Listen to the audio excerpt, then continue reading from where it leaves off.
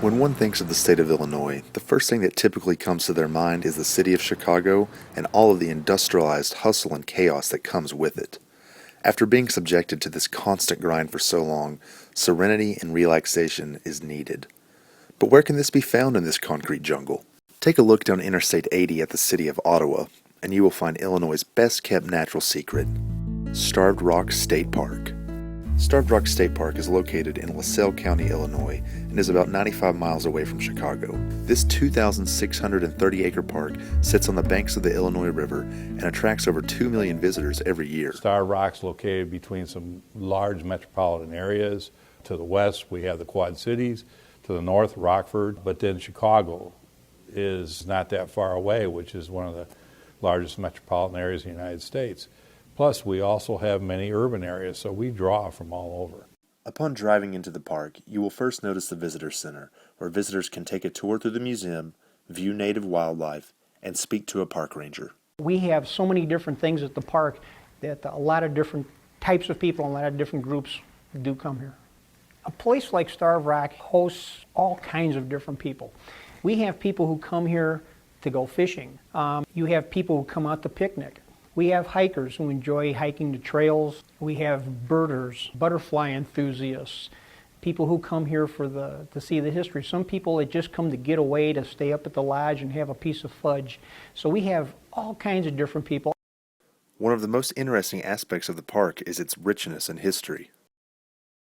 There's so many really interesting historical events that have happened here that most people aren't aware of. It's how this park at one time was.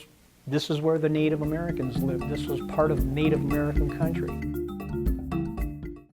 In 1835, American Armory veteran Daniel Hitt purchased the land that we know as Starved Rock State Park from the United States government for $85. He later sold the land to Ferdinand Walter for $15,000 in 1890, making a large profit. Most popular attraction of the park is the beauty of the park itself and the canyons and the waterfalls. There are roughly 13 miles of hiking trails available to the public in the park, many of which are original paths made by Ferdinand Walter. The park also has 18 canyons that feed into the waterfalls of Starved Rock. The eastern section of Starved Rock State Park offers many canyons, each with slightly different shapes, sizes, and colorings. The park lies in a geographical area which is known for its flat plains. However, a massive flood which took place between 14,000 and 17,000 years ago formed the multiple canyons and buttes which lie within the park. This geography is very unusual to this part of the United States. Starved Rock State Park is also heavily populated with an abundance of wildlife. We have a really good deer population in the park, which a lot of visitors can see them on a regular basis. We have coyotes in the park, turkeys, and all kinds of variety of birds. We have a bird watching station here outside the visitors, and there's many species that visit there. People come there just to photograph the birds. So you have pelicans in the area, gulls along the river. So there's something here for anybody that would have come in and is interested in a type of species.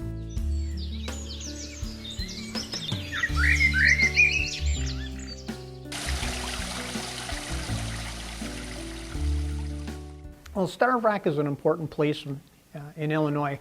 If you were here about 15, 18, 20,000 years ago, we'd be under a mile of ice right now from the glaciers from the last ice age. The temperatures warmed up.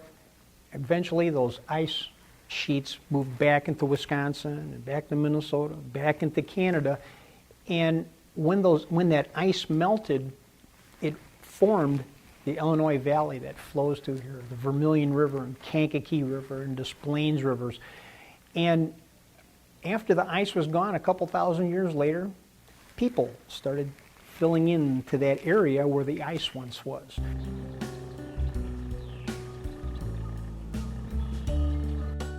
Another must-see landmark is the Starved Rock Lodge, perched over the Illinois River. The Starved Rock State Park Lodge was built in the 1930s by the Civilian Conservation Corps. Starved Rock Lodge and cabins were built from 1933 to 1939. The lodge and cabins originally cost between $200,000 and $300,000 to build. The historic guest lodge has 70 guest rooms. And the lodge is operated as a place for people to dine. It offers a full dining menu. You have overnight stays. It now has a swimming pool in it, and they provide some excellent programs, and they also have entertainment there on usually a weekly basis.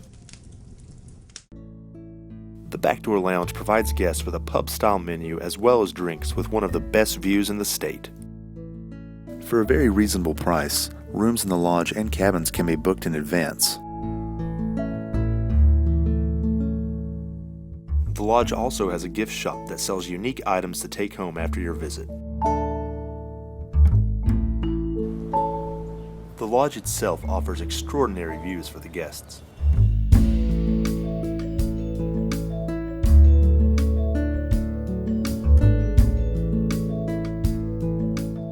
Starved Rock State Park sits on about 6.5 miles of the south side of the Illinois River. The Starved Rock Marina was established in 1957. It provides access to the Mississippi River as well as Lake Michigan.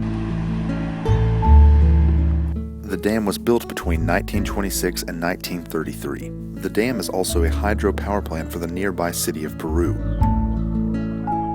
In the Illinois River, you can find fish like bluegill, catfish, sauger, walleye, white bass, smallmouth and largemouth bass, carp, and crappie.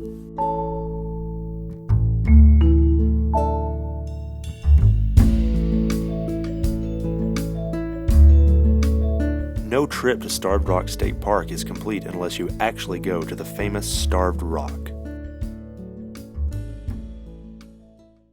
The trail to the top of the butte is the most frequently hiked trail in the park and probably the most accessible and easiest. With a steady slope, stairs, and a paved path, any hiker of any level can reach the summit. The famous Starved Rock Sandstone Butte is 567 feet from its base to the highest point.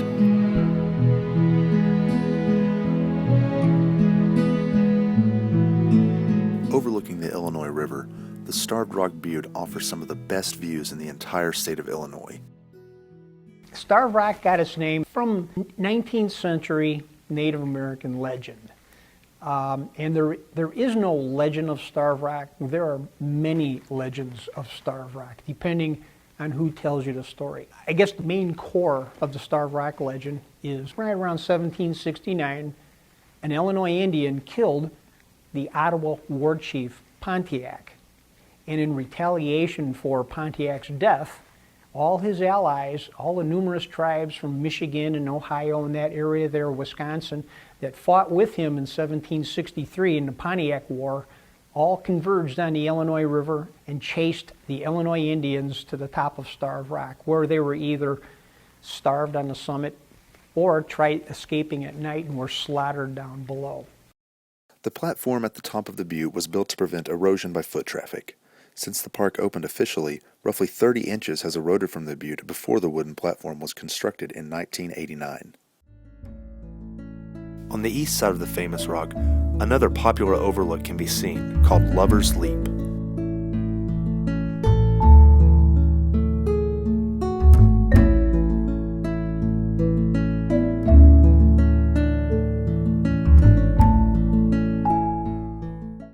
You go to Charlevoix, Michigan. You might have went to Marquette University. You may have stopped in Joliet, Illinois. You may bank at the LaSalle Bank. You may drive a Pontiac. And so all those things like that have something to do with this rock. So, the next time you're in the Chicagoland area feeling confined by the towering city walls, or you just need a moment to escape reality and be absorbed in nature, come to Starved Rock State Park, where your adventure is waiting. And this is a great park, great area to live in, and I hope everyone enjoys it. If you would like to contact Starved Rock State Park, please visit one of the following websites: